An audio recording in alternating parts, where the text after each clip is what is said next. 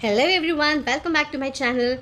दोस्तों, last video में हमने बात करी थी ईडियम और फ्रेज की कि दोनों में क्या डिफरेंस होता है उसके बारे में, ठीक है। और मैंने टारगेट रखा है कि हम लोग कंप्लीट करेंगे टोटल 100 ईडियम्स एंड फ्रेजेस को, और डेली आप लोगों के लिए मैं अपलोड करूंगी, ठीक है। ईडियम एंड फ्रेजेस उसको याद करते रहेगा, ये आपके एसएससी एग्जाम्स में काफ़ी पूछे जाते हैं, ठीक है। और इनको हम जानेंगे और मैं आपको कैसे बताऊँगी कि जैसे आपने हिंदी में जो हिंदी में मुहावरे पढ़े हैं उसको मैं थोड़ा समझाऊंगी और बताऊँगी कि उसको इंग्लिश में क्या बोलते हैं, ठीक है। तो चलिए हम लोग स्टार्ट करते हैं। आज का हम लोग पहला मुहावरा है आज का हमारा। ये आपने अक्सर अपनी मम्मियों के मुंह से सुना होगा कि जब आपको कुछ काम कहती है मम्मी और आपसे काम नहीं हो रहा होता है, ठीक है, तो आप क्या बोलते हो, आप उस काम में ही कमी निकालने लगते हो कि ये ऐसा है इसलिए मुझसे काम नहीं हो पा रहा है। तो आपकी मम्मी आपको अक्सर क्या बोलती होंगी, नाच न जाने आंगन टेढ़ा, ठीक है। यानी कि इसका मतलब होता है काम ना आने पर बहाने बनाना। तो जब भी आपको किसी को बोलना है ऐसे कि नाच न जाने आंगन टेढ़ा, तो उसकी जगह पे अब आप इंग्लिश में कैसे बोलेंगे, ए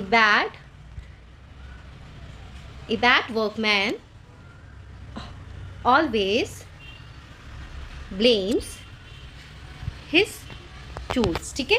a bad workman always blames his tools. सुनते रहिएगा ध्यान से, यूज़ करना आपको खुद ही आ जाएगा जब आपको इसका मीनिंग पता होगा, ठीक है।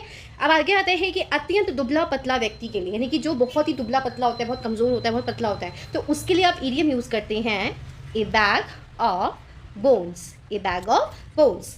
फिर आता है खुद के अंदर कमियां होना, ठीक है। तो इसके लिए हम क्या यूज़ करते हैं, a beam in once I, ठीक है।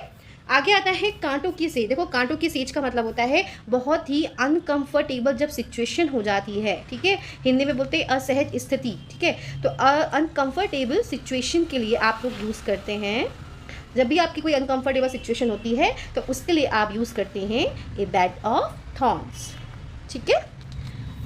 तो जब कभी भी आपको लगे कि आपकी सिचुएशन बिल्कुल अनकंफर्टेबल आप फील कर रहे हो तो आप वहाँ पे इडियम का यूज़ करते हैं ए बैग ऑफ थॉर्न्स। फिर आगे बात करते हैं कड़वा सच। देखो, कड़वा सच का मतलब क्या होता है कि जब कभी भी कोई चीज़ होती है जिसको एक्सेप्ट करना बहुत ज़्यादा ही मुश्किल होता है, कोई भी इन्फॉर्मेशन है या कोई भी सिचुएशन ऐसे हो सकती है unpleasant, that must be, it is not मतलब means you can say a situation और information that is unpleasant but must be accepted, यानी कि उसको एक्सेप्ट करना तो मुश्किल है लेकिन आपको क्या करना पड़ता है, उसको एक्सेप्ट करना पड़ता है। ये कड़वा सच है जैसे हम बोलते हैं ना, तो उसके लिए आप क्या यूज़ करते हैं, ए बिटर पिल, ठीक है।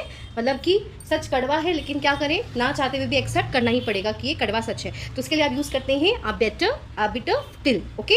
आगे आता है एक प्रभावशाली और महत्वपूर्ण व्यक्ति के लिए, आप कह सकते हैं कोई भी जो बहुत ही इंपॉर्टेंट पर्सन हो उसके लिए आप यूज़ करते हैं ए बिग विग, ठीक है।